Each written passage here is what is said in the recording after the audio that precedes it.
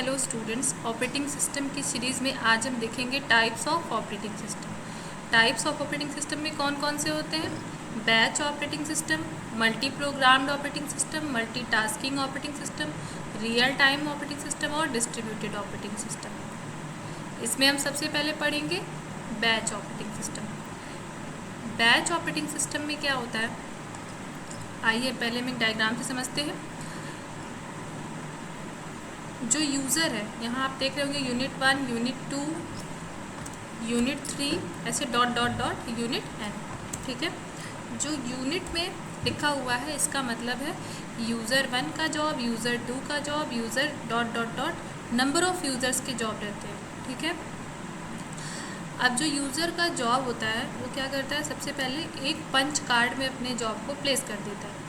तो वैसे यहाँ जब देखेंगे तो n नंबर ऑफ़ यूज़र्स है, तो मतलब n नंबर ऑफ़ यूज़र्स ने अपने अपने पंच कार्ड में अपने अपने जॉब को प्लेस कर दिया होगा, ठीक है।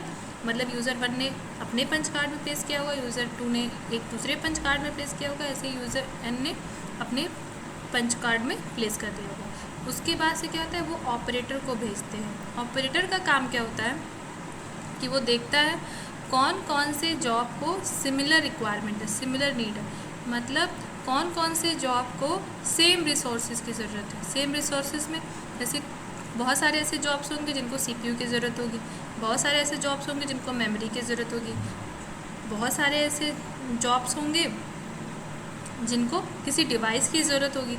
तो जो सिमिलर जॉब होते हैं, जिनकी सिमिलर नीड होती है, सिमिलर रिक्वायरमेंट होती है, वो ऑपरेटर क्या करता है, उसको बैच में कन्वर्ट कर देता है, वो अलग अलग बैच बना देता है, ठीक है। मतलब जो सिमिलर टाइप्स की रिक्वायरमेंट है, जितने लोगों को सीपीयू चाहिए तो वो सीपीयू वाले को एक अलग बैच बना देगा, मेमोरी वाले को एक अलग बैच बना देगा, डिवाइस वाले को एक अलग बैच बना देगा। मतलब जिसको जिसको जो जॉब सिमिलर रहेंगे उसका वो क्या करेगा, एक अलग बैच प्रिपेयर कर देगा। उसके बाद से वो सीक्वेंस वाइज 1 बाय 1 एक एक बैच को एग्जीक्यूट कराएगा, ठीक है। तो देखिए जैसे यहाँ बैच 1 में आपके कितने जॉब 4 जॉब 1, मतलब जॉब 4 और जॉब 1 जो है सेम टाइप के जॉब है।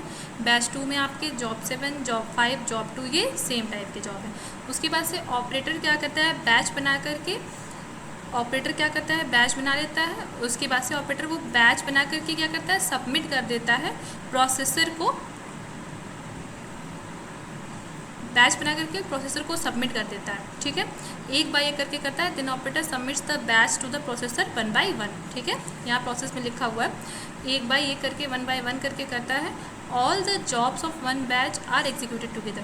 बैच ऑपरेटिंग सिस्टम में क्या होता है कि ऐसा नहीं है कि बैच 1 बन गया तो जॉब 4 उसमें से अलग एग्जीक्यूट होगा और जॉब 1 अलग एग्जीक्यूट होगा। जितने भी जॉब बैच 1 के अंदर में जाएंगे वो एक साथ एग्जीक्यूट होंगे, ठीक है। उसके बाद ही दूसरे बैच का नंबर आएगा। जब पहले बैच पूरी एग्जीक्यूट हो जाएगी उसके बाद वो दूसरे बैच का है, उसके बाद ही नंबर आएगा। कहने का मतलब है 1 बाय 1 जॉब नहीं एग्जीक्यूट हो रहा है, 1 बाय 1 बैच एग्जीक्यूट हो रहा है। और एक बैच में एक से ज़्यादा जॉब हो सकते हैं, 1 बाय 1 बैच एग्जीक्यूट हो रहा है। आइए थोड़ा सा हम इसको यहाँ देखते हैं बैच ऑपरेटिंग सिस्टम क्या होता है। थियरी में स्टेप्स हैं इसके। फर्स्टली क्या होता है, user prepares job using punch card, ठीक है। User prepares job using punch card. Next है then he submit the job to the computer operator. यहाँ पे क्या दिखाया है, he submit the job to the computer operator. Next है operator collects the job from different users and sort the jobs from different users into batches with similar needs. Operator क्या करता है, हर एक जॉब को बैच में convert करता है similar needs के साथ, जिसको सिमिलर चीज़ों की रिक्वायरमेंट होती है उसको एक बैच में बना देता है। Then operator submit the batch to the processor 1 by 1। उसके बाद क्या करता है, प्रोसेसर को जो ऑपरेटर रहता है उस बैच को सबमिट करते जाता है 1 बाय 1। मतलब एक बैच को कर दिया, फिर वो जब एग्जीक्यूट हो जाएगा तो वो नेक्स्ट बैच को भेजेगा एग्जीक्यूट होने के लिए, ठीक है। एक साथ नहीं भेजेगा, एक एक करके एक एक बैच को भेजेगा। जब वो एग्जीक्यूट हो जाएंगे तभी दूसरे बैच का नंबर आएगा। उसके बाद क्या है, all the jobs of 1 batch are executed together. कहने का मतलब ये है कि जितने भी जॉब एक बैच में आएंगे वो एक साथ एग्जीक्यूट होंगे। ऐसा नहीं है कि एक बैच में 752 आया है तो 7 अलग, 5 अलग और 2 अलग होगा। सारे 752 बैच 2 है तो पूरा बैच एक साथ एग्जीक्यूट होगा। अब इसमें कुछ प्रॉब्लम्स क्या हो सकती हैं, पहला देखेंगे priorities can not be set if a job comes with some higher priority. कहने का मतलब ये है कि अगर कोई हायर प्रायोरिटी का जॉब आ जाता है तो उस केस में ऐसा नहीं होगा कि यहाँ पे जो जॉब एग्जीक्यूट हो रहा है उसको रोक दिया जाए और पहले उसका काम करवाया जाए। आगे हम पढ़ेंगे CPU शेड्यूलिंग, जिसमें हम सारे टाइप की शेड्यूलिंग पढ़ेंगे। वहाँ हम देखेंगे कि जब हायर प्रायोरिटी का कोई जॉब आता है तो उसको क्या करते हैं, पहले एग्जीक्यूट कराता है CPU। तो वो यहाँ पे डिमेरिट है, इसका डिसएडवांटेज है।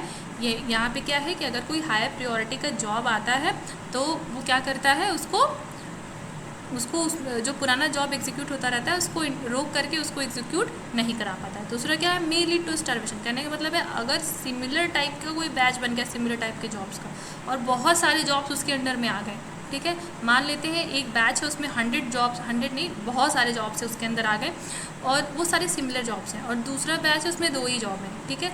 जो पहला बैच बना है जिसमें नंबर ऑफ़ जॉब्स है वो क्या है, वो एग्जीक्यूट होना स्टार्ट हो गया, एग्जीक्यूट होते गया उसमें बहुत सारे जॉब्स हैं और इधर जो 2 जॉब लेकर के आया था वो बैठा रह गया। अगर उसमें बहुत सारे जॉब्स हैं, बहुत टाइम टेकिंग है, बहुत ज़्यादा टाइम लग रहा है, बहुत ड्यूरेशन लग रहा है, तो धीरे धीरे जो कम जॉब को लिया हुआ जो बैच है दूसरा बैच वो क्या हो जाएगा, दब जाएगा। और इस केस में क्या बोलते हैं, स्टारवेशन। तो इस केस में क्या होता है, स्टारवेशन पॉसिबल होता है। दूसरा क्या होता है, CPU में become idle in case of input output operation. जब कोई इनपुट आउटपुट ऑपरेशन होगा उस समय CPU आपका आइडल स्टेट में रहेगा, मतलब वो इंतज़ार करेगा उस इनपुट आउटपुट ऑपरेशन का कंप्लीट होने का। ऐसा आज के सिस्टम में ऐसा बिल्कुल भी नहीं है, ठीक है। आज का ऑपरेटिंग सिस्टम ऐसा बिल्कुल भी नहीं होता है। CPU कभी भी आइडल नहीं बैठता और CPU को आइडल नहीं बैठना भी चाहिए, जब हम मैक्सिमम CPU यूटिलाइजेशन होना चाहिए, ठीक है।